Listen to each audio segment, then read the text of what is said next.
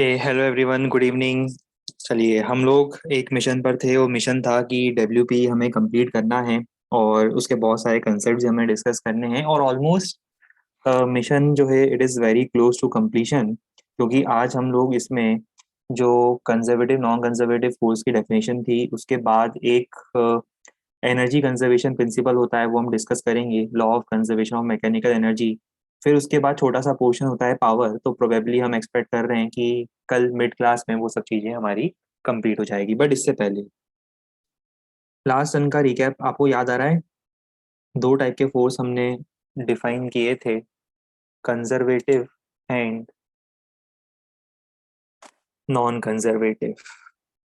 Examples याद हैं? Conservative का वर्क डन पाथ से इंडिपेंडेंट होता है, और इसके एग्जाम्पल्स इसके एग्जाम्पल्स होते हैं gravitational force, spring force, electrostatic force, etcetera etcetera etcetera. फिर था non conservative forces. Non conservative force का मतलब ऐसे फोर्स जिनका वर्क डन पाथ पर डिपेंड करता हो। Example friction, air resistance, viscous force.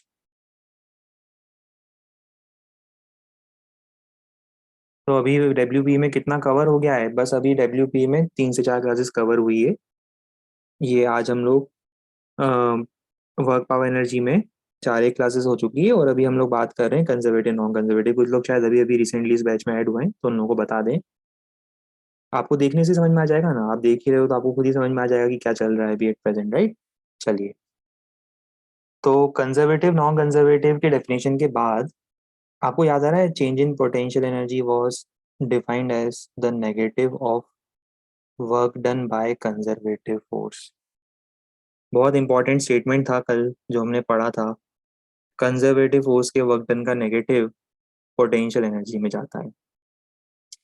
अभी देखो, दो कॉमन पोटेंशियल एनर्जी जो हमें पढ़नी है। एक होती है ग्रेविटेशनल पोटेंशियल एनर्जी, जो सबको पता है एमजीएच होती है, राइट? इसलिए उसका डिस्कशन तो नहीं कर रहे। अब जो इंपॉर्टेंट एनर्जी हम लोग पढ़ना चाहते हैं वो होती है स्प्रिंग की इलास्टिक पोटेंशियल एनर्जी, जिसका हम डिटेल में डिस्कशन करना चाहते हैं। तो थोड़ी देर के लिए नेक्स्ट हेडिंग लिखो,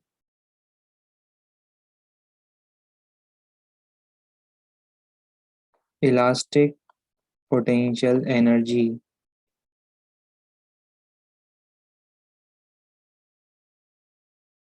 of a stretched spring. Spring के अंदर कितनी इलास्टिक पोटेंशियल एनर्जी स्टोर होती है?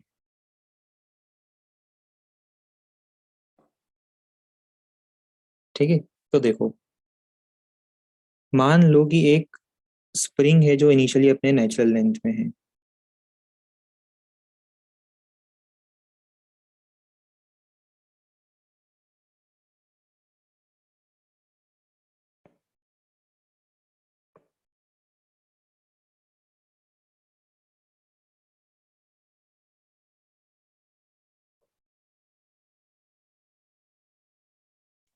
ये देखो, ये एक स्प्रिंग है, स्प्रिंग कांस्टेंट के, जो कि इनिशियली अपने नेचुरल लेंथ में है।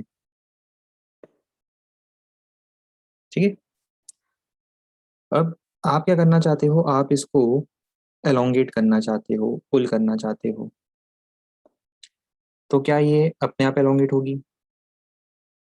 सपोज आप इस स्प्रिंग को खींचना चाहते हो, एलोंगेट करना चाहते हो, फाइनली आप चाहते हो कि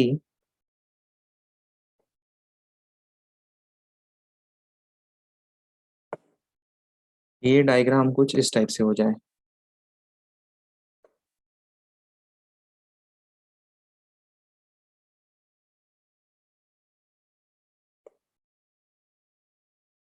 आप चाहते हो फाइनल डायग्राम इस टाइप से बन जाए।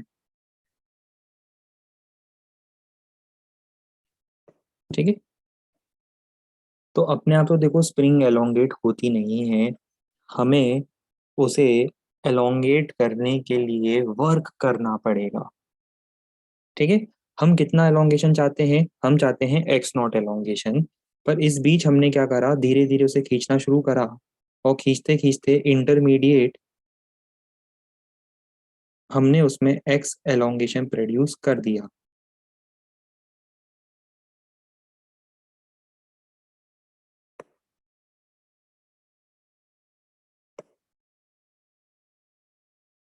पूरा एलोंगेशन तो नहीं हुआ है, अभी थोड़ा सा हुआ है और थोड़ा अभी एलोंगेशन होना बाकी है। तो अभी स्टोरी समझो।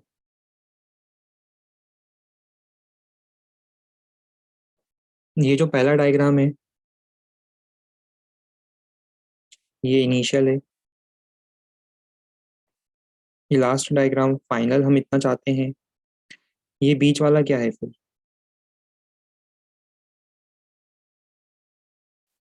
ये इंटरमीडिएट है। ठीक है, चलो। तो हम कितना एलोंगेशन चाहते हैं टोटल, मैं वो भी लिख देता हूँ। देखो मैं ये इनिशियल लेंथ वाली लाइन को मार्क कर रहा हूँ, ये इनिशियल लेंथ है, इसको हम बोलते हैं नेचुरल लेंथ। क्या बोलते हैं इसको हम? This is known as N L, short में एन एल का मतलब natural length, it is called natural length.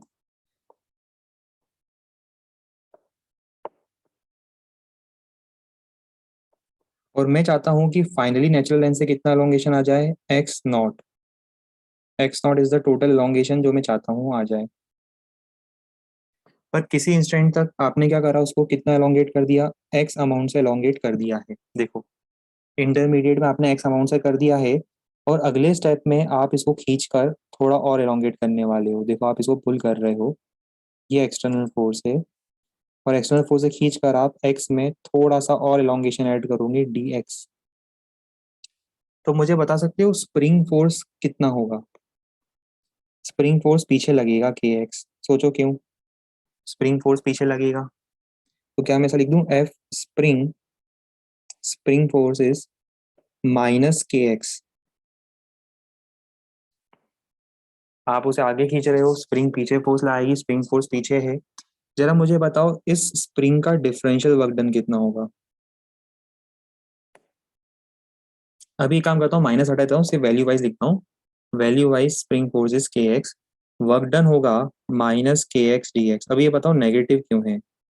क्योंकि स्प्रिंग का फोर्स पीछे लग रहा है, स्प्रिंग का फोर्स पीछे लग रहा है और स्प्रिंग जा रही है आगे, तो angle 180 degree negative work done. क्या टोटल वर्क डन बता सकते हो? Integration of all the differential work done, that is integration of minus के एक्स डी एक्स। लिमिट कहाँ से कहाँ तक होगी, initially X equal to zero से फाइनली आप चाहते हो एक्स नॉट तक, तो ये डब्ल्यू स्प्रिंग आ जाएगा।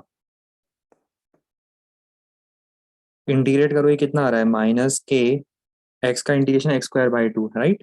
और upper limit minus lower limit करोगे तो ये आ जाएगा। देखो बहुत सिंपल है।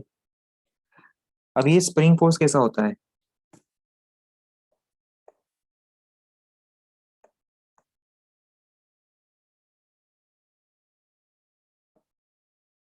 कंजर्वेटिव।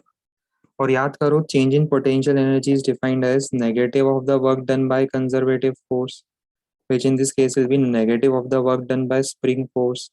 तो इसका मतलब स्प्रिंग की इस कंडीशन में पोटेंशियल एनर्जी कितनी होगी, इसका नेगेटिव, नेगेटिव का भी नेगेटिव कितना हो जाएगा, पॉजिटिव। ये इंपॉर्टेंट फॉर्मूला है जो अब आपको हमेशा के लिए याद रखना है। आगे अब हर बार ये फॉर्मूला आपके फिजिक्स में काम आता रहेगा। किसी भी स्प्रिंग में जिसमें एक्स नॉट एलोंगेशन है, उसकी पोटेंशियल एनर्जी होती है हाफ के एक्स नॉट स्क्वायर। जैसे आपको ब्लॉक की पोटेंशियल एनर्जी पता है, mgh होती है एच हाइट पर, वैसे ही आपको याद रखना है स्प्रिंग की एनर्जी होती है हाफ के एक्स नॉट स्क्वायर। चाहे वो एलोंगेशन हो चाहे कंप्रेशन हो, जैसे हमने एलोंगेशन के लिए प्रूव करा ना, जैसे एलोंगेशन में एनर्जी स्टोर होती है, same energy stored in even in compression. तो ये लिख देता हूँ, same energy stored in compression. So x not यहाँ पर क्या होगा, x not either represents, it can also भी एलोंगेशन, तब भी एनर्जी स्टोर्ड होगी, तब भी एनर्जी स्टोर्ड होगी, या फिर कंप्रेशन हुआ है तब भी एनर्जी स्टोर्ड होगी। दोनों केसेस में इतनी एनर्जी स्टोर होगी, इतनी ही होगी, नेगेटिव मत करना, हाफ के एक्स नॉट स्क्वायर ही होगी। जैसे हमने एलोंगेशन के लिए प्रूव किया है वैसे ही कंप्रेशन के लिए प्रूव होता है, दोनों केस में नेगेटिव साइन कैंसिल हो जाता है, इतनी ही एनर्जी स्टोर होती है। तो इसे जल्दी से पहले नोट किया जाए, फिर हम आगे देखेंगे।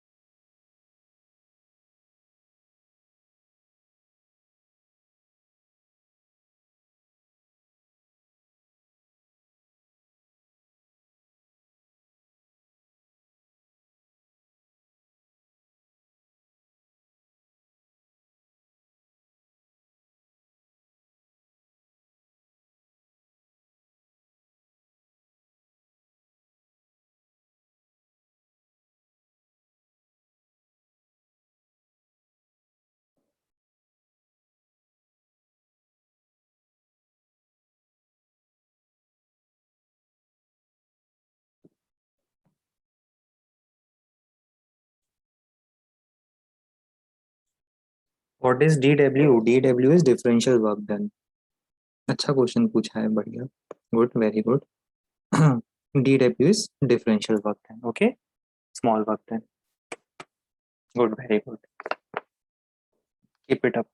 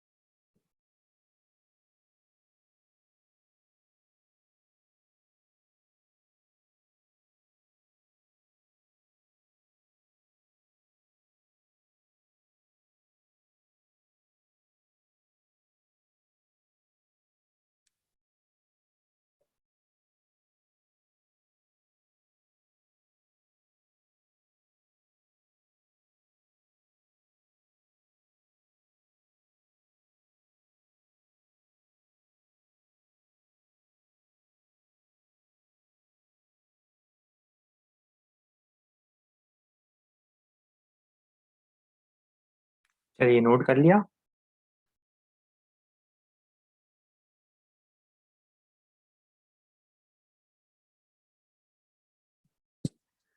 बहुत बढ़िया। अब एक छोटी सी पॉइंट और हमें ऐड करनी है, यहीं पे ऐड कर देते हैं, यहाँ भी अच्छी जगह है, यहाँ पर ही वो पॉइंट ऐड कर देते हैं। बस ये दो पॉइंट ऐड करने के बाद हम रेडी हैं क्वेश्चन सॉल्व करने के लिए। क्वेश्चंस के हेल्प से हम समझेंगे कि ये पॉइंट्स कैसे अप्लाई किए जाते हैं। तो जो नेक्स्ट पॉइंट हमें डिस्कस करना है वो है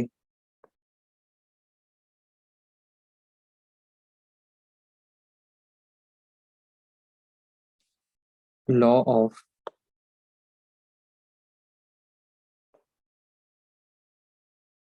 कंजर्वेशन ऑफ मैकेनिकल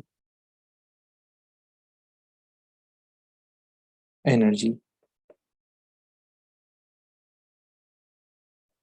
हम बात करेंगे मैकेनिकल एनर्जी कंजर्वेशन के प्रिंसिपल की। Law of conservation of mechanical energy बहुत सिंपल सा स्टेटमेंट है, देखो इतना इजी स्टेटमेंट है, एक दो लाइन में खत्म हो जाता है। सिंपल सा स्टेटमेंट ये बोलता है, if work done by non conservative forces.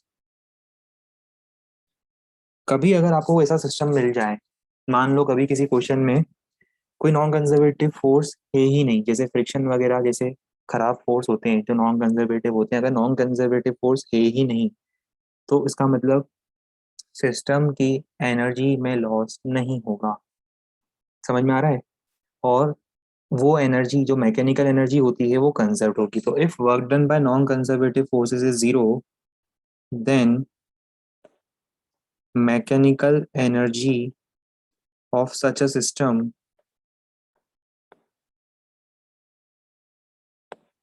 Remains conserved.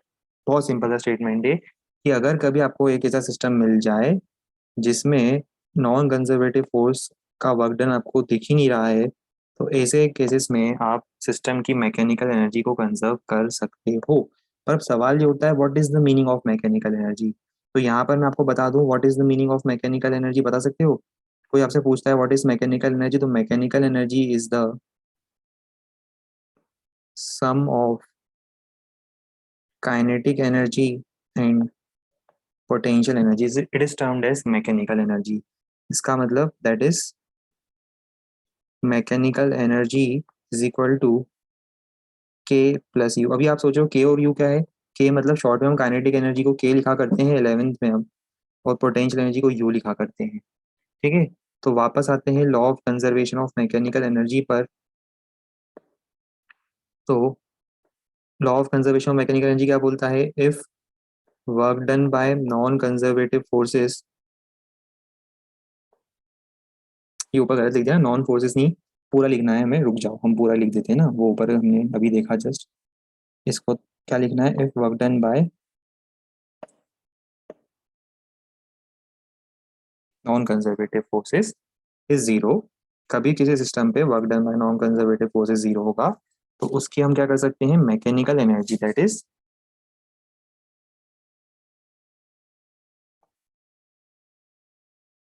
देखा अभी आप लोगों ने जो मैं बता रहा था कल परसों आपको, देखा आप लोगों ने अभी? तब आप लोग मेरी बातों पे यकीन नहीं कर रहे थे। देखा अभी आप लोगों ने क्या हुआ? जो हुआ आप लोगों के सामने है, जो हुआ आप लोगों की आंखों के सामने हुआ। Initial mechanical energy is equal to final mechanical energy, that is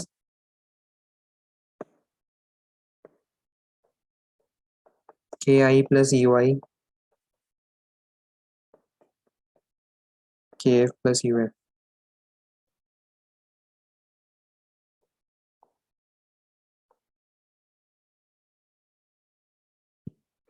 ठीक है, लिख लो इसे भी।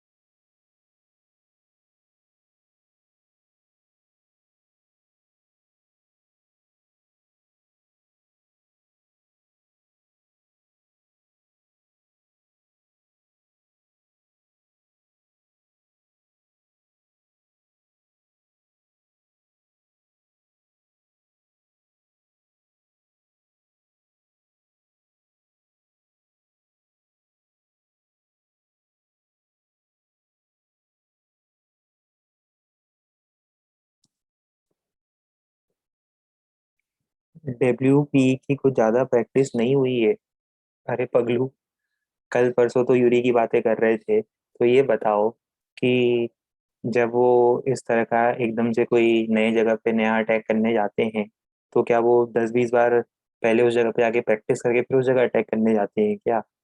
फिर हम आपको कमांडो ट्रेनिंग दे रहे हैं, आप लोग सब हमारे कमांडो हो, और हम आपको कमांडो ट्रेनिंग दे रहे हैं। आपको किसी भी परिस्थिति के लिए तैयार रहना चाहिए। समझो बात को आप।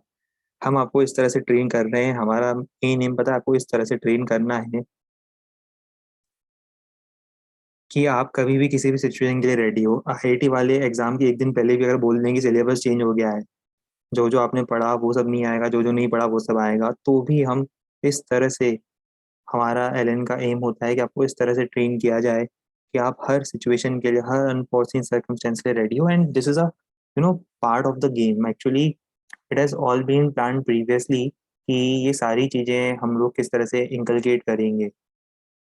आप बात को समझ रहे हो ना? So this is a part of our curriculum. And हाँ, सब कुछ ये करिकुलम का ही, हमारे एकेडमिक करिकुलम का ही एक पार्ट है। अ, कभी हम आपको बहुत ज़्यादा स्ट्रेस में डाल देंगे एकदम से, मतलब धीरे धीरे हम आपको हर चीज़ों के हैबिट डलवा रहे हैं। Being an engineer you should be habitual with all this things, sudden surprises, shocks even sometimes, है ना?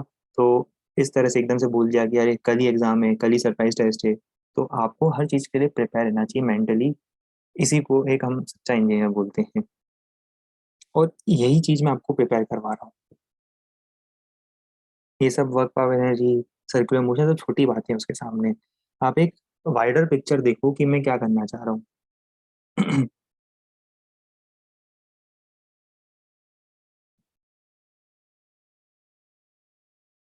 तो ये जो छोटे मोटे टेंशन लेते हो ना कि सर प्रैक्टिस हमारी नहीं हुई, हम क्या करेंगे, हम तो लुट जाएंगे, हम तो बर्बाद हो जाएंगे, हमारे घर वाले हमें घर के बाहर निकाल देंगे, है ना? ये सब कुछ छोड़ दो। ये सब देखो, चिंता करने से कुछ नहीं होता। एक असली इंजीनियर वही होता है जो बिना पढ़े भी एग्जाम देकर आ जाए, और आप तो फिर भी पढ़ के देने वाले हो। ये बात है ना?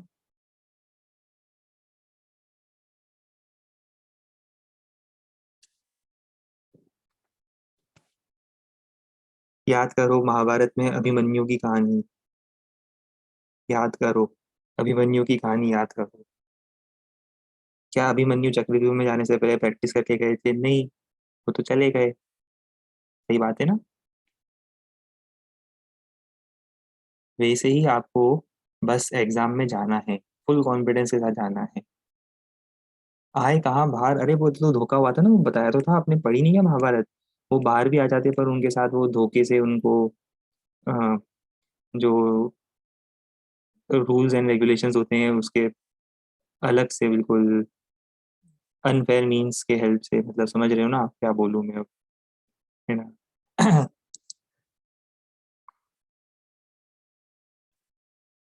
आओ अब हम लोग क्वेश्चन निपटाएंगे।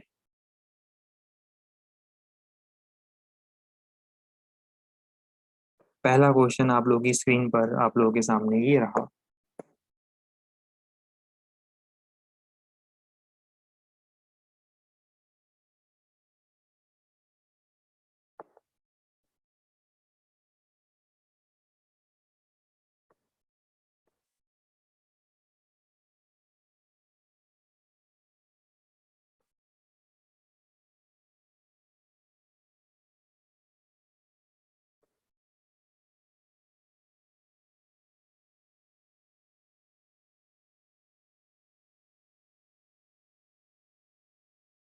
अब देखो, यही वो क्वेश्चन है जो आप ये वो क्वेश्चन है जो आप वैसे भी कर सकते हो। कैसे? काइनेमेटिक्स करा हुआ क्वेश्चन है हमारा, काइनेमेटिक्स में, है ना, कर सकते हैं इस तरह का क्वेश्चन काइनेमेटिक्स से। पर देखो, मैं आपको ये क्वेश्चन सॉल्व करके बताऊंगा आज कैसे करना है। देखो, just wait and watch, watch and learn. ठीक है। देखो भैया, ये ऐसा है कि ये प्रोजेक्टाइल कुछ ऐसा जाएगा, है ना, और आगे भी जाएगा, बहुत आगे, बहुत ऊंचाइयों तक जाएगा। ये प्रोजेक्टाइल बहुत ऊंचाइयों तक जाने के लिए बना है। ठीक है। पर किसी ने हमसे इतना ही पूछ लिया कि जब ये प्रोजेक्टाइल 20 मीटर की हाइट पर होगा, ये देखो अभी हाल फिलहाल ये सिर्फ 20 मीटर की हाइट पर है, और ऊपर जा सकता है ये। वैसे आपको याद है इसकी मैक्सिमम हाइट 45 मीटर है। याद है सेम क्वेश्चन हम लोगों ने काइनेमेटिक्स में प्रैक्टिस करा था। 45 मीटर मैक्सिमम हाइट है, पर 20 मीटर ही मान लो आप, तो 20 मीटर तक पहुंच गया ये अभी जो क्वेश्चन में दिया है। मैक्सिमम हाइट से बहुत पहले आपसे कहा है इसकी स्पीड कितनी होगी। अभी देखो ये क्वेश्चन कितने इजीली निपट सकता है। मान लो इसकी स्पीड है वी, ये टोटल स्पीड है ना इसकी वी, उस पॉइंट पर नेट स्पीड है वी। मुझे बताओ इस प्रोजेक्टाइल पे कौन सा फोर्स लग रहा है? ग्रेविटी लग रहा है। ग्रेविटी कैसा फोर्स है भाई? ग्रेविटी तो कंजर्वेटिव है। तो क्या मैं ऐसा बोलूँ, बार बार लिखना पड़ेगा ना, एक ही बार में कॉपी कर लेते हैं। वो कहाँ गया वो, एनर्जी कंजर्वेशन, हाँ ये रहा ना। देखो, हर दूसरी बार हमें ये लिखना पड़ेगा, तो उससे बढ़िया है आने वाले 10-20 क्वेश्चनों का काम हो गया। ठीक है। चलो, इनिशियल पॉइंट है ए। ए पर काइनेटिक एनर्जी बताओ बच्चों। Half M U square. A पर पोटेंशियल एनर्जी ग्राउंड लेवल को जीरो रेफरेंस मानते हुए वहां पे पोटेंशियल एनर्जी जीरो। बी पर काइनेटिक एनर्जी मुझे नहीं पता, मुझे निकालनी है। बी पर potential energy M G H, M G H. अगले ही स्टेप में मुझे तो दिख गया आंसर, आपको नहीं दिखा पता नहीं, पर मुझे तो आंसर दिख चुका है।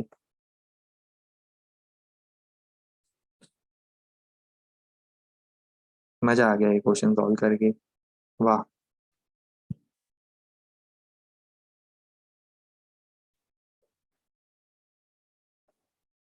काश लाइफ भी फिजिक्स के क्वेश्चनों की तरह इजी होती। काश लाइफ भी फिजिक्स के कंसेप्टों की तरह इतनी सिंपल होती।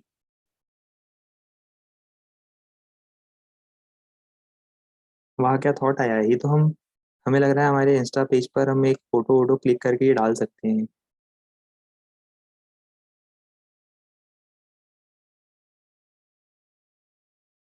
एम कहाँ दिया था? घोचू, बड़े ही घोचू हो तुम, हैं? घोचू कुमार, घोचू प्रसाद, ये क्या दिख रहा है तुम्हें?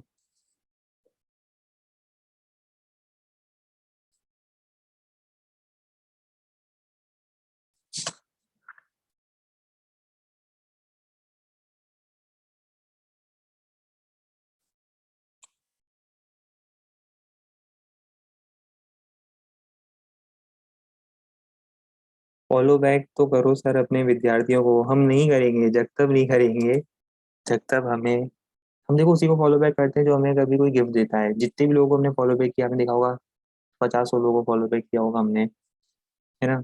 वो सब वो हैं जिन्होंने हमें, किसी ने हमें स्मार्ट वॉच गिफ्ट कर दी, किसी ने हमें एक पोर्टेबल प्रोजेक्टर गिफ्ट कर दिया, है ना, किसी ने हमें मोबाइल गिफ्ट कर दिया, किसी ने लैपटॉप गिफ्ट कर दिया, किसी ने अ, बढ़िया शूज़ गिफ्ट कर दिए अच्छे से, किसी ने कार गिफ्ट कर दी, किसी ने जेट गिफ्ट कर दिया, बिल्कुल सही, है ना, किसी ने हेलीकॉप्टर गिफ्ट कर दिया।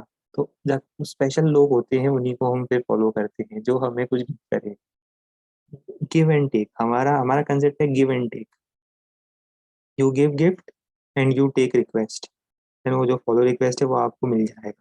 तो गिव एंड टेक फिलोसॉफी पे हम जो है समझ रहे हो ना।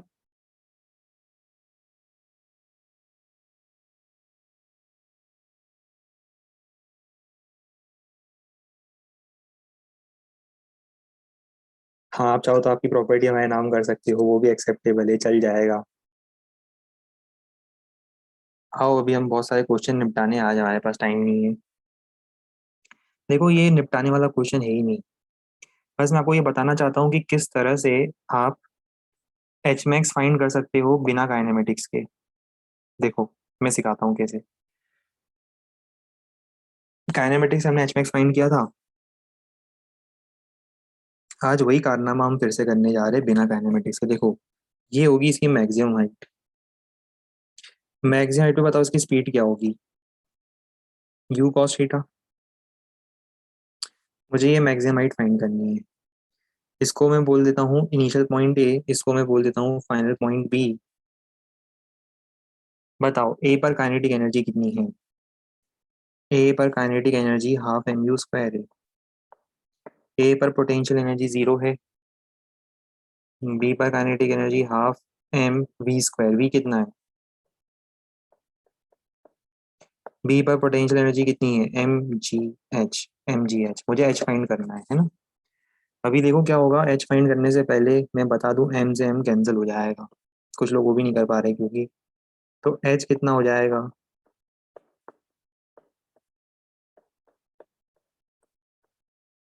यू स्क्वायर बाहर निकालो, cos one minus cos square theta sine square theta होता है।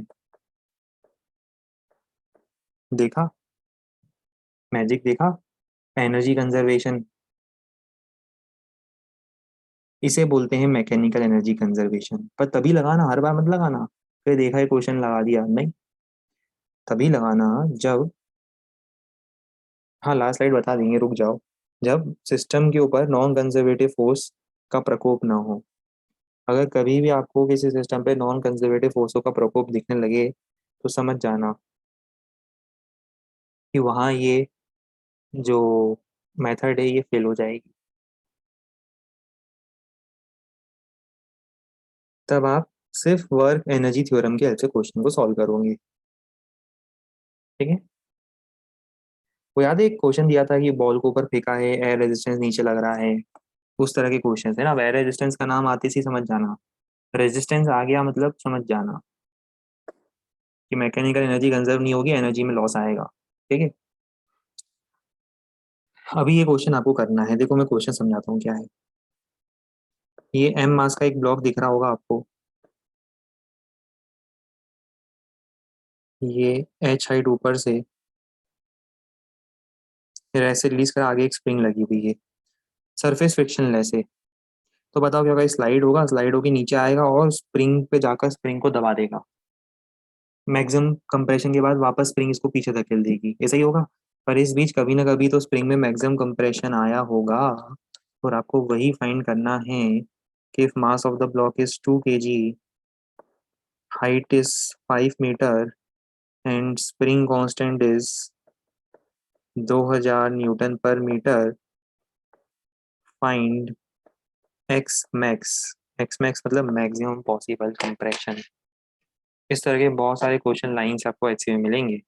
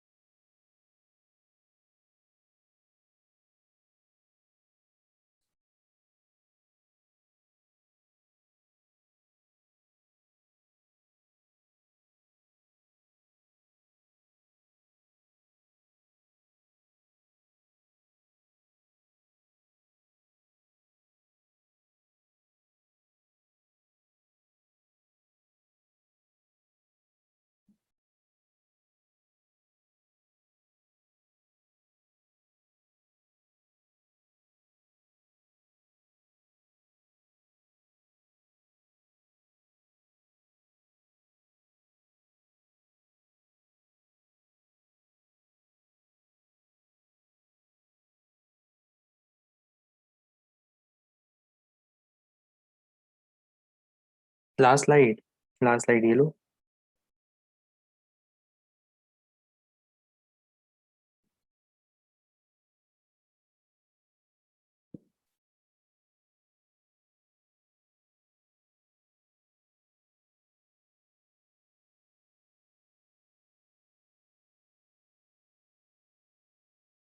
ठीक है।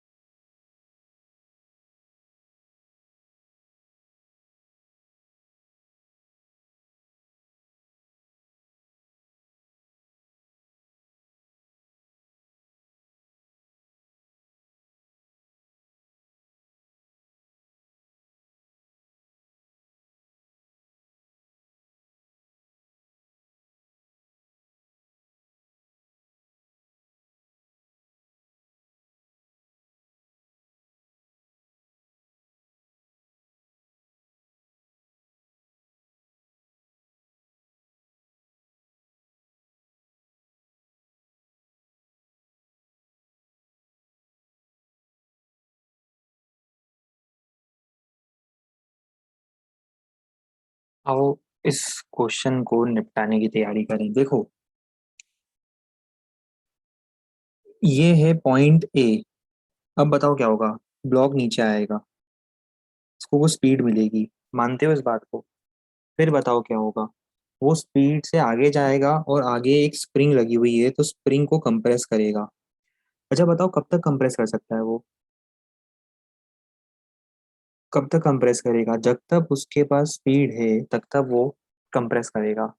मैक्सिमम कंप्रेशन कब आएगा? जब वो रुक जाएगा। जैसे ही वो रुकेगा, उससे ज्यादा वो स्प्रिंग को कंप्रेस नहीं कर सकता, है ना। चलो, इसका मतलब अगर मैं फाइनल डायग्राम बनाऊं, सिर्फ वो फाइनल डायग्राम बना रहा हूँ, तो फाइनल डायग्राम में देखो क्या होगा। ये जो स्प्रिंग है, ये स्प्रिंग चिपट जाएगी। चिपटने का मतलब कंप्रेस हो जाएगी। देखो, कर देता हूँ इसको, कंप्रेस कर देता हूँ। आप लोग भी क्या याद रखोगे? ये देखो, इस के को भी हटाओ, सब हटा दो। ये इनिशियल डायग्राम से याद रखना। फाइनल, अरे इतनी मेहनत के बाद, ये देखो, ये स्प्रिंग जो है वो हो गई कंप्रेस। पूरे तरीके से ये स्प्रिंग कंप्रेस हो गई है ना।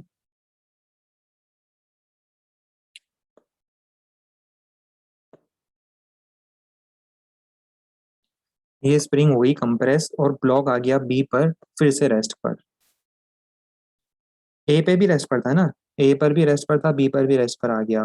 पर इस बीच बताओ, ए से लेकर बी तक कौन से फोर्स लग रहे हैं उस पर? ए से लेकर बी तक उस पर सिर्फ ग्रेविटी, स्प्रिंग फोर्स, ये सब लग रहे हैं। फ्रिक्शन वगैरह तो लग नहीं रहा है। इसका मतलब कंजर्वेटिव फोर्स लग रहे हैं।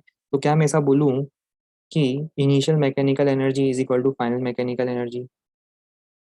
पर यहाँ स्टोरी थोड़ी इंटरेस्टिंग होने वाली है इस क्वेश्चन में। इंटरेस्टिंग क्यों होने वाली है? देखो, इनिशियल काइनेटिक एनर्जी बताओ कितनी है? रेस्ट पर zero. Initial potential energy gravity के फॉर्म में है। इनिशियल ग्रेविटी के फॉर्म में। फाइनल काइनेटिक एनर्जी भी जीरो है, पर फाइनल पोटेंशियल एनर्जी स्प्रिंग के कंप्रेशन के फॉर्म में है। तो आप यहाँ पे बोलोगे कि gravitational potential energy is getting converted into elastic potential energy.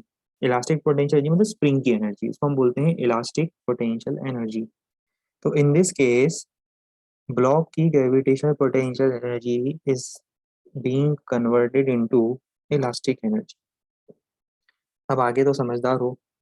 M G H half के एक्स नॉट का स्क्वायर कितना हो जाएगा ये? कैलकुलेशन पार्ट हम चेक नहीं करे ढंग से। आप देख लो, हमें अंदाजे से इतना दिख रहा है।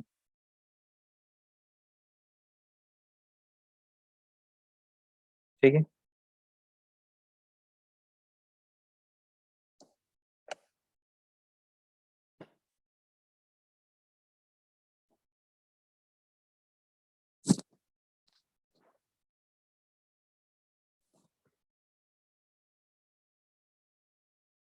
फोटो वोटो ले लो, 5 सेकंड बाद क्वेश्चन चेंज होने वाला है। 5 4 3 2 1 0 हो गया क्वेश्चन चेंज। ये एचसीवी से उठाया है, ये एचसीवी से कॉपी मारा है हमने क्वेश्चन। क्वेश्चन समझा देता हूँ क्या करना है। एक्चुअली क्या है, एचसीवी ने ये पूछा है, इस तरह का डायग्राम दिया हुआ है, मिलेगा आपको एचसीवी में, सेम क्वेश्चन है। हमने एचसीवी से कॉपी करके ये डाला है क्वेश्चन, ताकि आपको क्वेश्चन के फॉर्मेट का पता चले कि इस तरह का क्वेश्चन कैसे करना है आपको। देखो, ये आपको 1 मीटर दिख रहा है। अब ये मान के चलो पहले कलर वलर करते हैं ना, बिना उसके तो मजा ही नहीं आएगा क्वेश्चन करने का सॉल्व।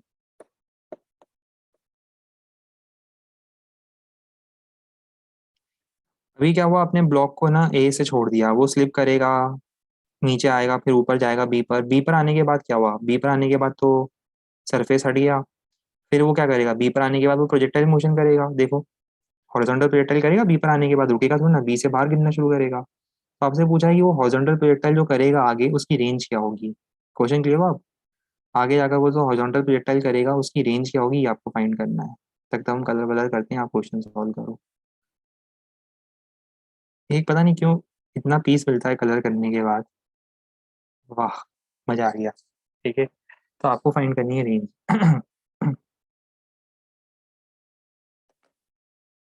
रेंज मतलब बी से, मुझे पता नहीं तो बाद में परेशान करूंगी, पहले ही बता दूं। देखो, बी से निकलने के बाद ये ऐसे गिरेगा, तो ये रेंज फाइंड करनी है आपको।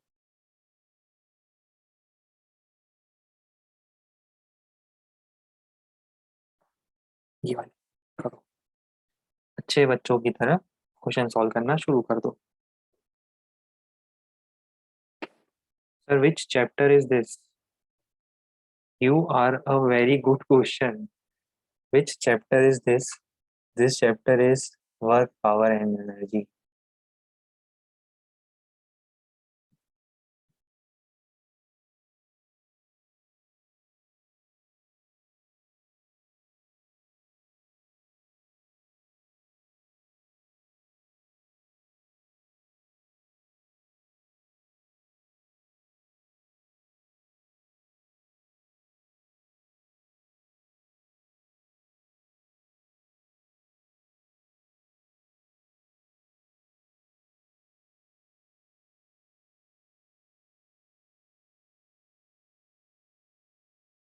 हमें ऐसा लग रहा है कि यहाँ पर कुछ सीमा पार घुसपैठ हुई है, कुछ घुसपैठी हमारी बैच में घुस गए, ऐसा लग रहा है हमें। पता नहीं क्यों, कल परसों भी अपने देखा था ना, नंबर कुछ ज्यादा था स्टूडेंट्स का, हम वही सोच रहे थे कि हम खुश हो गए कि आज क्या बात है, बाकी स्टूडेंट भी क्लास अटेंड करने आ गए। पर हमें ऐसा लग रहा है कुछ लोगों की बातों से कि कुछ तालिबानी घुसपैठिए भी जो है वो, हाँ, कुछ लग रहा है कि कुछ आतंकी संगठन भी जो है वो।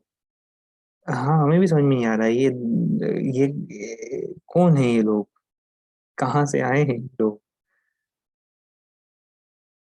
क्या चाहते हैं ये लोग, कौन हो भाई, कहाँ से आए हो आप लोग। गलत बैच में दुनिया में ये लोग।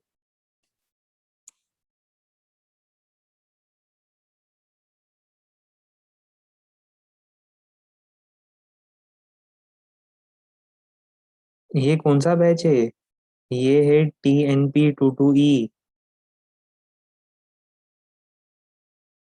इंदौर कैंपस का TNP22E बैच है, ये वर्ल्ड फेमस बैच है। ये वर्ल्ड फेमस बैच है TNP22E, याद रखना इस बैच का नाम। हाँ, क्रॉप टॉप वाला बैच है ये, ध्यान रखना। अब खैर नए हो तो आपको पता भी नहीं होगी ना स्टोरी। आप महाराष्ट्र से हो, अच्छा, अरे वाह, गुड, वेरी गुड। महाराष्ट्र में कहाँ से? पुणे, औरंगाबाद, बॉम्बे, तीन ही जगह नाम पता है मुझे। नागपुर, हाँ नागपुर, अच्छा नागपुर से हो, अरे वाह। नागपुर किस लिए फेमस होता है वो, नागपुर क्या के लिए फेमस है, जरा बताओ जरा एक बार। ऑरेंजेस के लिए, हाँ हाँ, याद आ गया, आम के लिए। Good, very good. आप लोग का जीके तो बिल्कुल अलग ही है।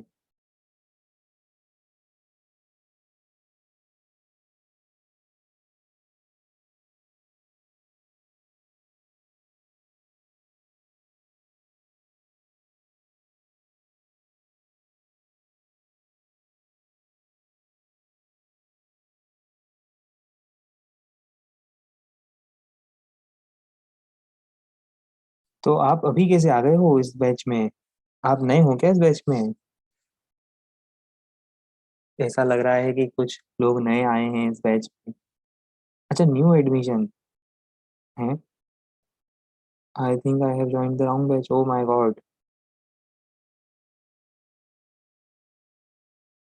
ये कैसे हो सकता है? चलो, अब आ ही गए हो तो क्लास अटेंड करके ही जाओ। है ना, घर आए हुए मेहमान को इस तरह से, है ना। समझ रहे हो ना।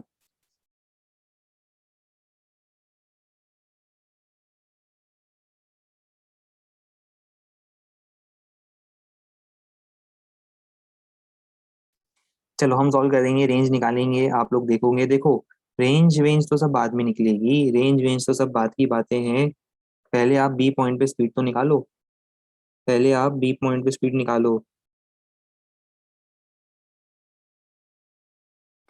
कैसे निकालेंगे बताओ? सदियों पुराना formula. Kinetic energy at A zero, potential energy at A M G H. Kinetic energy at B half M V square, potential energy M G H, M G H. M से एम कैंसिल कर देते हैं। We equal to कितना आ जाएगा? 10 - 8, to to का four, four four का to. We आ रहा है टू। स्पीड टू आने के बाद क्या अब आप इस क्वेश्चन में इतना पार्ट देखकर रेंज निकाल सकते हो? आपको रेंज का फॉर्मूला याद है? हॉरिजॉन्टल प्रोजेक्टर की रेंज होती थी U under root of two H by G. U है two, root of two H कितना है? 0.8 बाय जी। कितनी आ रही है रेंज?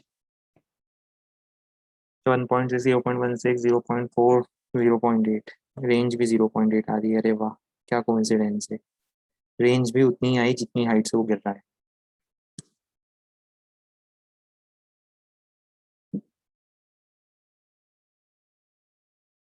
आप प्रोजेक्टाइल पढ़ रहे थे तो प्रोजेक्टाइल पढ़ते पढ़ते इस बैच में कैसे आ गए? चलो, कोई बात नहीं, अब आ ही गए हो तो।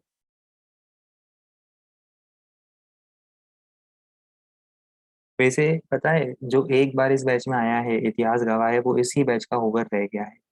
उसे ये बैच इतनी अच्छी लगती है कि वो कहीं और जाता ही नहीं है उससे।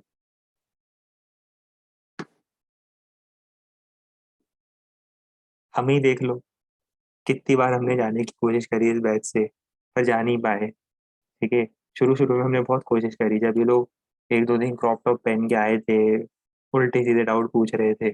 हमने बहुत कोशिश करी कि बहुत कोशिश करी कि बैच चेंज हो जाए। पर फिर हमने सोचा कि जैसा भी है, अच्छी ही तो बैच है। बस ये लोग गिफ्ट नहीं देते, यही सबसे बड़ी खराबी है इस बैच वालों की, कभी कुछ गिफ्ट नहीं देते, बड़े कंजूस लोग हैं ये। ठीक बैठे हुए ना, एक नंबर के कंजूस मिलेंगे आपको ये सब। बाकी ठीक है, ओवरऑल।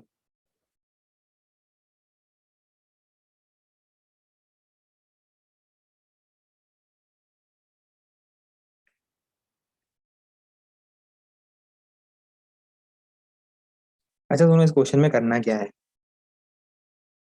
देखो, इस क्वेश्चन में हमने करा क्या है, थोड़ा इसको समझते हैं। इस क्वेश्चन में हमने करा ये है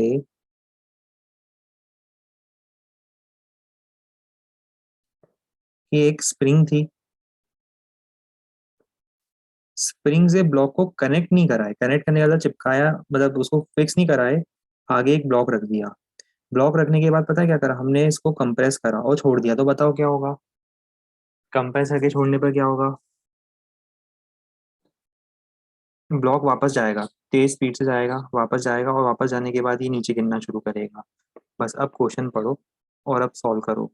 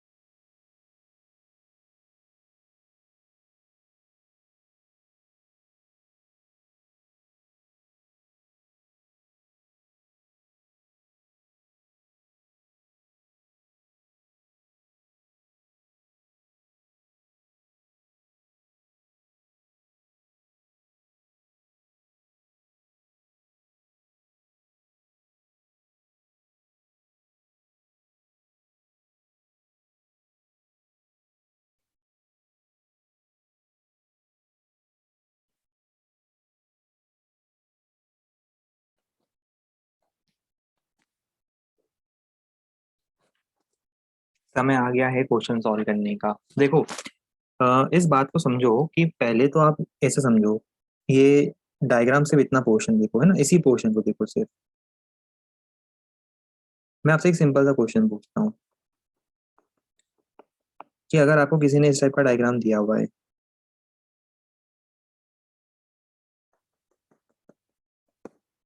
जिसमें एक स्प्रिंग इनिशियली कंप्रेस्ड है, ये देखो, दिख रही है spring compressed, spring initially compressed है और आगे एक ब्लॉक रखा हुआ है। और बस मुझे ये बताओ, जब अपनी स्प्रिंग नेचुरल लेंथ पे आ जाएगी, ये स्प्रिंग जब अपने नेचुरल लेंथ पे आ जाएगी, ये आगे देखो स्प्रिंग नेचुरल लेंथ पर तो ये जो ब्लॉक है, उसकी स्पीड क्या आप निकाल सकते हो? बिल्कुल निकाल सकते हो। देखो कैसे, इसको ऐसे समझो, इनिशियली तो ब्लॉक जब आपने रिलीज किया होगा तो रेस्ट से रिलीज किया होगा। स्प्रिंग कंप्रेस्ड है प्लस पर ब्लॉक रेस्ट पर है ना? स्प्रिंग कंप्रेस्ड है पर ब्लॉक रेस्ट पर है। व्हाट इज के, शास्त्री जी? के स्प्रिंग कांस्टेंट। कांस्टेंट होगा, constant spring constant, laws of motion, Shastri ji. कैसा सवाल पूछ रहे हो आप ये?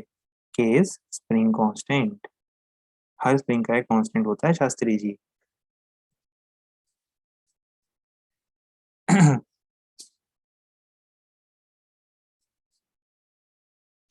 ये ए डायग्राम नंबर ए है, इनिशियल डायग्राम है। अब ये फाइनल डायग्राम बी में मुझे स्पीड फाइंड करनी है। कैसे फाइंड करूंगा? सदियों से ये फॉर्मूला चलता आ रहा है, इसी फॉर्मूले को मैं अप्लाई करूंगा, है ना। थोड़ा ऊपर ले जाते हैं इस पूरे को अप्लाई करने के लिए, इस डायग्राम को ऊपर खिसकाते हैं थोड़ा सा। ठीक है, पहले तो सिर्फ इतना ही सॉल्व करते हैं।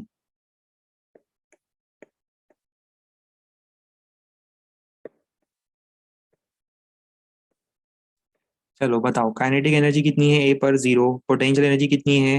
हाफ के x not square. Spring compressed है ना, उसके पास एनर्जी है।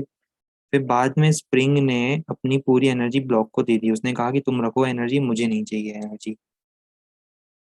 उसने अपनी पूरी एनर्जी ब्लॉक को दे दी। चलो, तो यहाँ से वी निकाल सकते हो, कितना आएगा? एक्स नॉट रूट ऑफ के बाय एम। के कितना था? 1000। एम कितना था? 5। सॉरी, एम था 2। और एक्स नॉट कितना था? 10 सेंटीमीटर लिखा है क्वेश्चन में, 10 सेंटीमीटर मतलब इतना मीटर। कितना हो जाएगा ये? 10√5, तो √5 है ना। हाँ, ग्रेविटेशनल पोटेंशियल एनर्जी भी है, वो कैंसिल हो जाएगी क्योंकि सेम हाइट है। देखो, ये देखो, इन दोनों की हाइट तो सेम ही होगी ना, समझ रहे हो ना। गिरने से पहले वो सेम हाइट होगी, इसलिए ग्रेविटेशनल पोटेंशियल एनर्जी सेम है, वो कैंसिल हो जाएगी, है ना। चलो बढ़िया, गुड। अब आगे समझते हैं। √5 आने के बाद अब आप क्या ये क्वेश्चन कर सकते हो? अब तो कोई भी कर लेगा ये क्वेश्चन।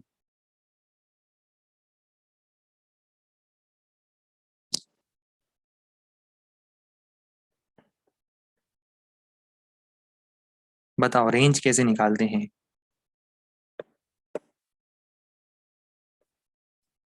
हॉरिजॉन्टल प्रोजेक्टाइल का formula.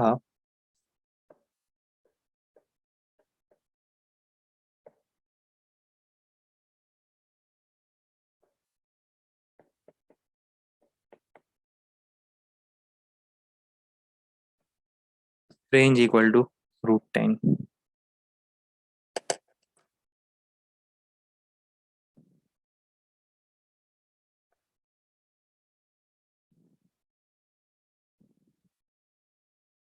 What is range? Range rover नहीं देखी क्या आपने? रेंज रोवर देखिए ना, डिस्कवरी रेंज रोवर, ये उसकी बात कर रहे हैं हम। ये वो रेंज है, रेंज रोवर।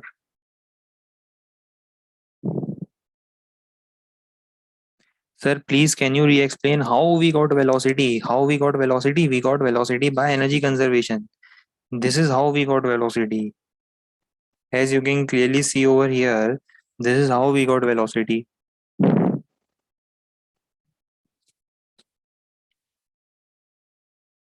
चलो, अब तो किसी को डाउट नहीं है।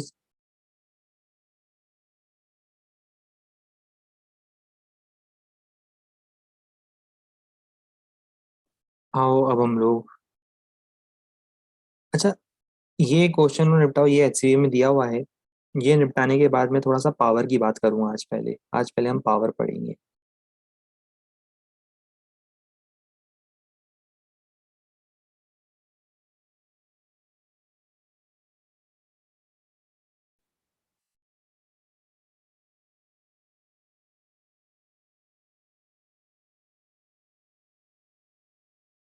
ये same question, same line, same photo HCA में दिया हुआ है।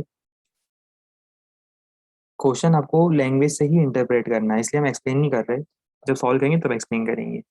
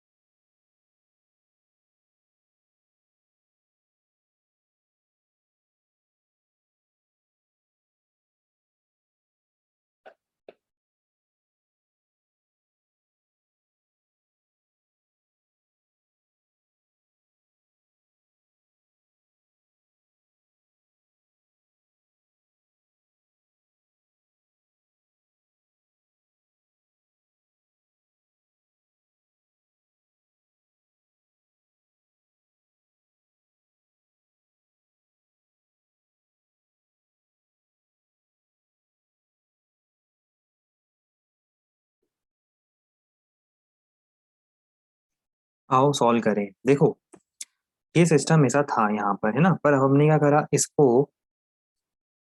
राइट साइड में एक्स डिस्टेंस मूव कर दिया। तो पता है क्या होगा, नया डायग्राम कुछ ऐसा बनेगा। इसमें आप लोग ही मेरी हेल्प करना पूरा क्वेश्चन सॉल्व करने में। मैं नया डायग्राम ड्रॉ कर रहा हूँ और सब लोग इस डायग्राम से एग्री करेंगे कि नए डायग्राम में आपको कुछ ये इस टाइप का केस दिखेगा।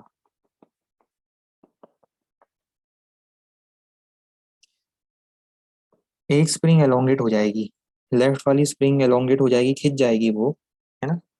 और ये जो बेचारी राइट वाली स्प्रिंग थी ये थोड़ा कंप्रेस हो जाएगी। बताओ कौन सी स्प्रिंग कितना एलोंगेट होगी, कौन सी स्प्रिंग कितना कंप्रेस होगी। एक एक्स से एलोंगेट होगी और एक एक्स से कंप्रेस होगी। अब आप ये देखो, इसको इनिशियल डायग्राम बोलो, ये इनिशियल डायग्राम है। अब छोड़ दो, बताओ क्या होगा। इनिशियल डायग्राम के बाद इसको रिलीज करो, बताओ क्या होगा। ये वापस बीच में आएगा। पर जब ये वापस बीच में आएगा इसके पास बस स्पीड होगी, रुकेगा नहीं है अब। देखो इमेजिन करो इसको, थोड़ा सा डिस्प्ले करके छोड़ोगे तो बीच में आएगा, बस स्पीड होगी इसके पास, राइट। आपको यही स्पीड फाइंड करनी है, तो अब आप इनिशियल और फाइनल डायग्राम इसको मानो। और इसके बाद तो आपको पता ही है क्या करने वाले हैं। बताओ इनिशियल काइनेटिक एनर्जी कितनी है। आपने रिलीज करा रेस्ट से, रेस्ट से छोड़ा तो इनिशियल काइनेटिक एनर्जी जीरो।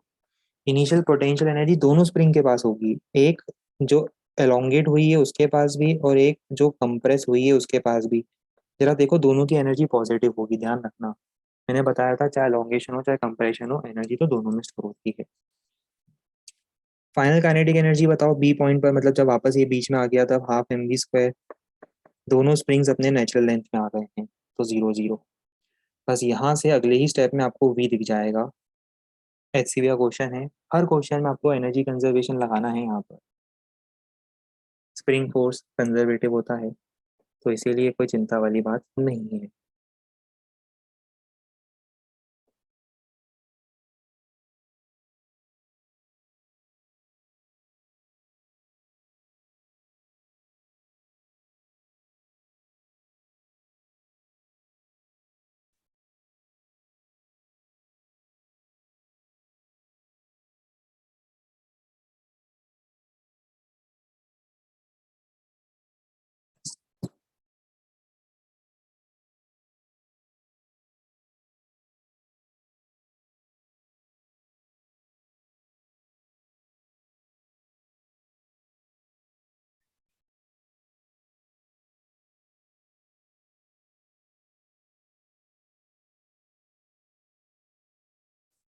अभी एक और इम्पोर्टेंट फॉर्मूला आएगा, पर ये सब फॉर्मूले पढ़ने से पहले, ये पूरे फॉर्मूले पढ़ने से पहले, ये अलग है, बिल्कुल एक अलग टॉपिक है, राइट।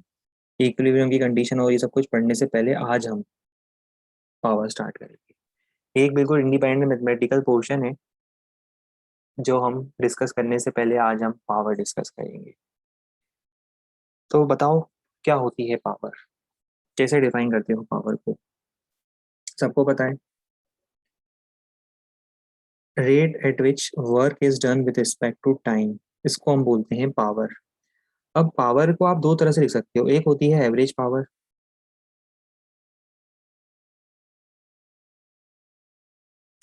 एवरेज पावर मतलब total work done upon total time. और एक होती है इंस्टेंटेनियस पावर। इंस्टेंटेनियस पावर का मतलब क्या होगा, उस इंस्टेंट पर पावर। उस इंस्टेंट पर पावर याद है आपको, जैसे इंस्टेंटेनियस वेलोसिटी लिखते थे।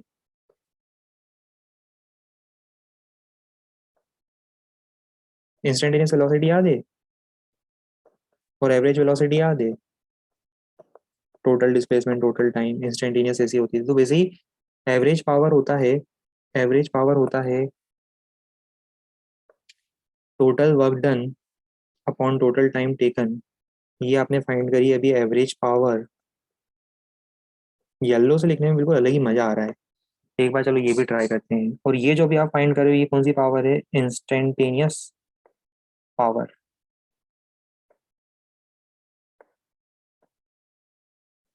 ठीक है। अभी एक इंटरेस्टिंग फॉर्मूला और है, जरा एक मिनट लिखने से पहले समझो, ये एक इंटरेस्टिंग फॉर्मूला और है।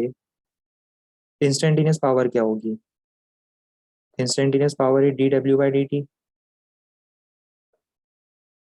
वर्क डन कितना होगा, डी डब्ल्यू कितना होगा, F dot D S. Differential work done F dot D S. Small work done, अरे differential work done small work done F dot D S, small displacement small work done divided by T T. इसमें देखो मुझे ये बताओ, अगर मैं D S और D T को साथ में लेता हूँ। हाँ यार, ये पिंक से लिखने में तो एक तरफा मजा आ रहा है, देखो ये पिंक कलर कितना शानदार लग रहा है इस पर। एक तरफा बिल्कुल जीवन के आज तो मजे ही आ गए, है ना। पिंक कलर से इस पे ब्लैक पे लिखने पर, ब्लैक और पिंक का कॉम्बिनेशन जो एक तरफा बैठा है, मतलब क्या बताऊं मैं, है ना। D S by D T क्या होता है, वी होता है। तो क्या मैं इसको ऐसा लिख दूं, ये भी ट्राई करके देख लेते हैं, मन की जितनी भी इच्छा है इसको पूरी करके देख लेते हैं कलर वाली। रुक जाओ एक मिनट जरा, हमें आज रोको मत, हमें सारे कलर ट्राई कर लेने दो, मजा नहीं आएगा इस कलर में। पिंक ही ठीक है, पिंक इज द बेस्ट। अभी सुनो, यहाँ से नेक्स्ट टाइम आपको क्या दिख रहा है, F dot D S by D T. और D S by D T क्या होता है, वी होता है, तो एफ डॉट वी। तो इंस्टेंटेनियस पावर का एक और फॉर्मूला है कि उस इंस्टेंट पर फोर्स और वेलोसिटी का डॉट प्रोडक्ट निकालो, ये रही इंस्टेंटेनियस पावर। ठीक है। तो ये जो फॉर्मूले नीचे के लिख रहा हूँ ये दोनों इंस्टेंटेनियस पावर के हैं, ध्यान रहे, इसे लिख लो।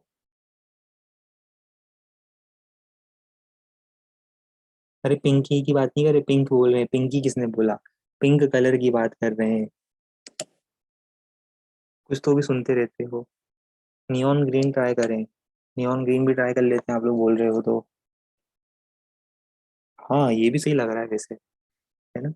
ये कलर भी बिल्कुल सही लग रहा है।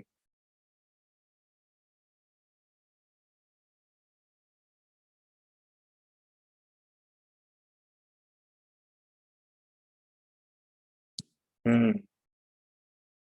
आई लाइक इट। बढ़िया कलर है ये भी।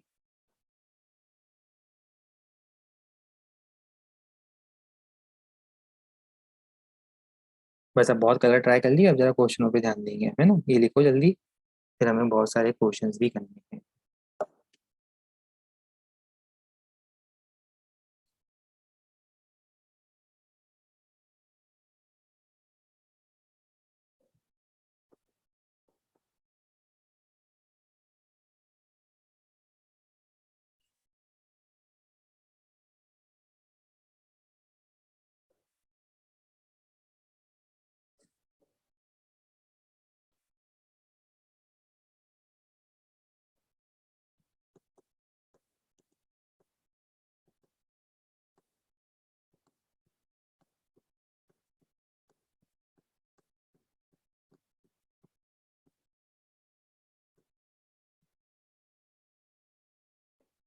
Done.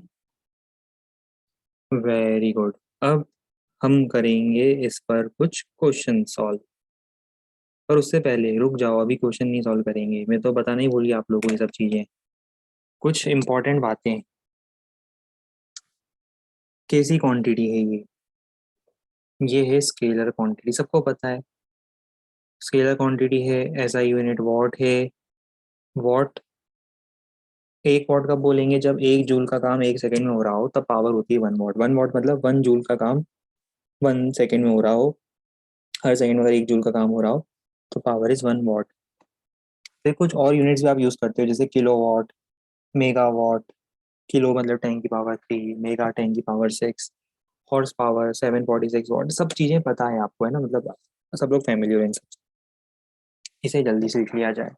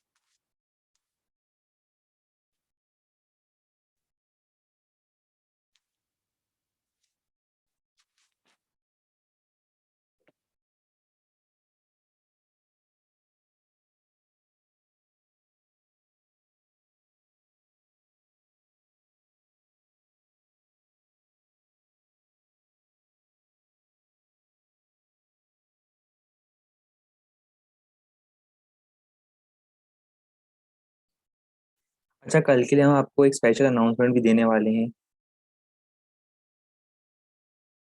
Y don't we have elephant lion and tiger power? बात तो सही है आपकी बिल्कुल। ये तो हमें भी नहीं पता। क्वेश्चन तो आपने बिल्कुल सही पूछा है कि सिर्फ हॉर्स पावर ही क्यों? एलिफेंट लायन और टाइगर की पावर क्यों नहीं? Good, very good. You are a very good question. कल के लिए हम एक बहुत बड़ी अनाउंसमेंट, कल मेरा बर्थडे नहीं, नहीं कल मेरा बर्थडे नहीं है, उससे भी बड़ी अनाउंसमेंट हम कल के लिए करने वाले हैं। आप सुनकर इतने खुश हो जाओगे कि क्या बताऊं। खुशी के मारे आप अपनी कुर्सी पर उछल पड़ोगे।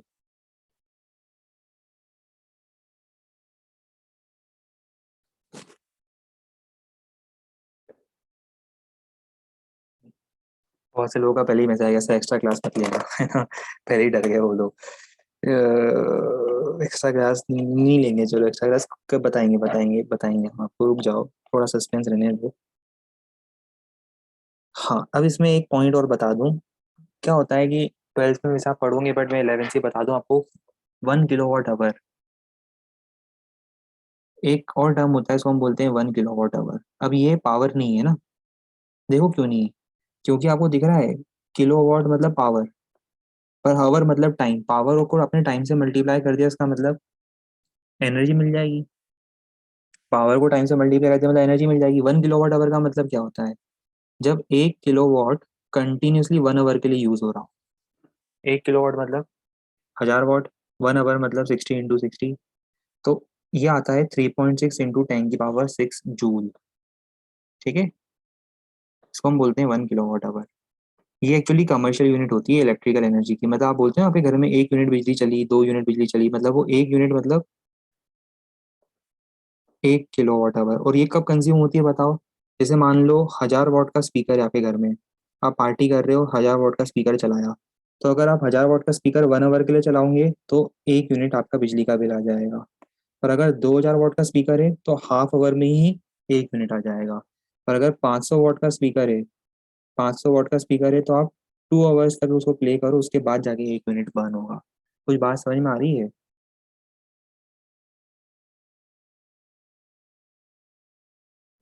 तो लिखो इसे भी। पर पावर में रहे, बट ये पावर नहीं है ना, ये एनर्जी की यूनिट।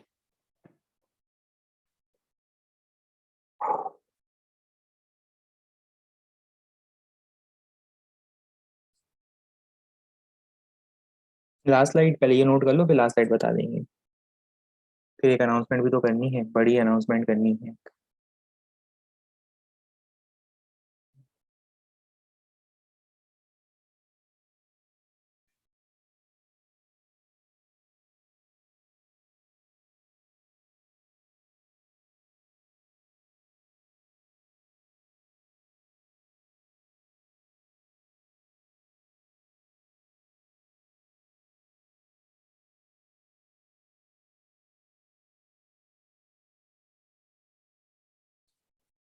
ये जिसका रह गया था वो भी नोट कर ले। अब सुनो, अनाउंसमेंट क्या है। अनाउंसमेंट ये है कि कल हम लोग मिलेंगे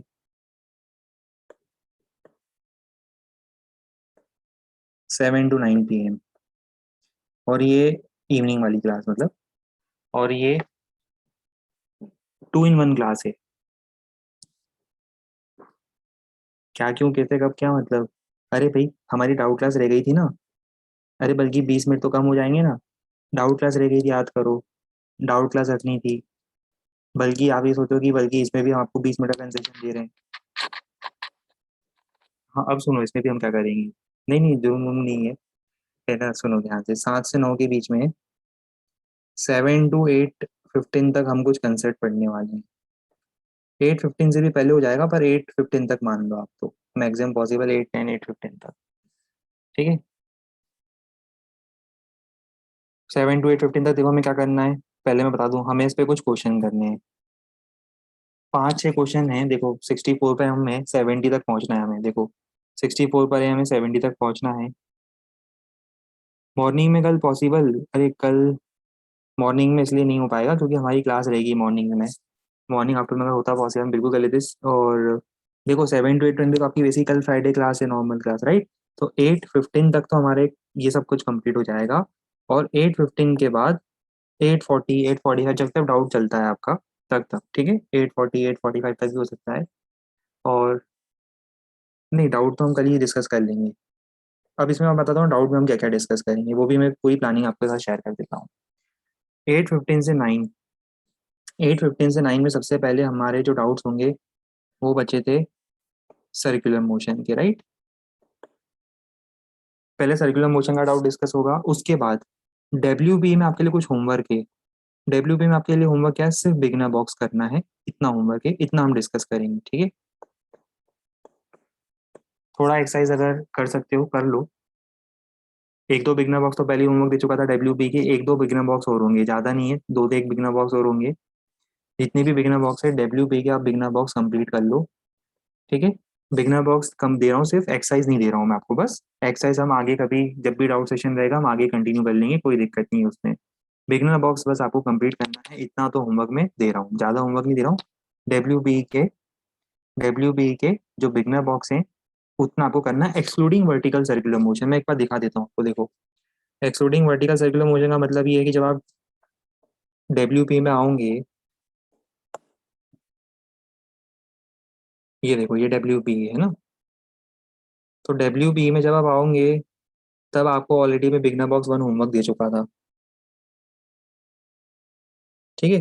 बिगनर बॉक्स 2 में से आधे क्वेश्चन देखो आपको दिख रहे होंगे करे हुए, क्वेश्चन नंबर 6 हो गया जैसे। फिर ये क्वेश्चन नंबर 9 में वर्क डन पाथ इंडिपेंडेंट होगा, तो सोचना ही क्या, मतलब देखते से टिक होने वाले क्वेश्चन है। क्वेश्चन नंबर 10 के जैसा क्वेश्चन हम कर चुके हैं, लगभग लगभग बता रहा हूँ। क्वेश्चन नंबर 14 याद करो, इस टाइप का क्वेश्चन हम देख चुके हैं। तो बिगनर बॉक्स नंबर 3 में भी क्वेश्चन नंबर 4 तो देखो हो चुका है आज ही डिस्कस। तो काफी सारी चीजें तो आपको ऐसा लगेगा कि यार हाँ ये तो क्लास में हम कर चुके हैं, राइट। तो काफी सारी चीजें आपको मिलती जुलती दिखेगी। तो बिगनर बॉक्स 2, 3 और बिगनर बॉक्स नंबर 4। अच्छा, इसमें देखना एक चीज देखना, ये कुछ इस तरह के क्वेश्चंस आएंगे बिगनर बॉक्स 4 में, ये अभी आप मत करना। इसका कंसेप्ट मैं बताऊंगा, बहुत इजी मैथमेटिकल कंसेप्ट है, पर वो मैं कल बताऊंगा आपको। ये 3-4 क्वेश्चन आपको दिख रहे हैं, अलग ही दिख जाएंगे ये इस टाइप के क्वेश्चन। आप एक काम करो, बिगनर बॉक्स 4 मत करो अभी, बिगनर बॉक्स 4 मत करो, ठीक है। बिगनर बॉक्स 4 मत करो, उसमें आपको फिर कंफ्यूजन होगा। फिर इसके बाद यहाँ से कुछ नहीं करना है आपको, motion and vertical circle start हो जाएगा, ठीक है। बिगनर बॉक्स 4 की थ्योरी तो हम कल ही पढ़ेंगे क्लास में, तो आपको सिर्फ इतना से होमवर्क दे रहा हूँ मैं। फिर रिपीट कर देता हूँ क्या होमवर्क है हमारा, फिर समझा देता हूँ मैं। कल हम मिलेंगे 7 to 9। रिपीट कर रहा हूँ, ध्यान से सुन लो जाने से पहले। 7 to 9 हम मिलेंगे, उसमें 7 से 8, 8, 10, 8, 15 तक हमारा डब्ल्यू का कंसेप्ट चलेगा, ठीक है। उसके बाद 8, 15 से 9 में हम क्या करेंगे, 8, 15 से 9 में जो सर्कुलर मोशन है वो डिस्कस करेंगे। और में आपको क्या क्या करना है, में बिगनर बॉक्स 1 आप पहले कर चुके हो, बिगनर बॉक्स 1 पहले कर चुके हो। 2 और 3 करना है, 4 नहीं करना है। और शायद बिगनर बॉक्स 6 जो है, कुछ लोगों का मैसेज आ रहा है कि वो पावर के ऊपर बेस्ड है। कर सकते हो ट्राई, बिल्कुल कर सकते हो, वो इजी है। पावर तो आपको सबको पता है, ये कर सकते हो ट्राई। तो इतना आपके लिए होमवर्क है, एक्सक्लूडिंग वर्टिकल सर्कुलर मोशन, इतना होमवर्क, ठीक है।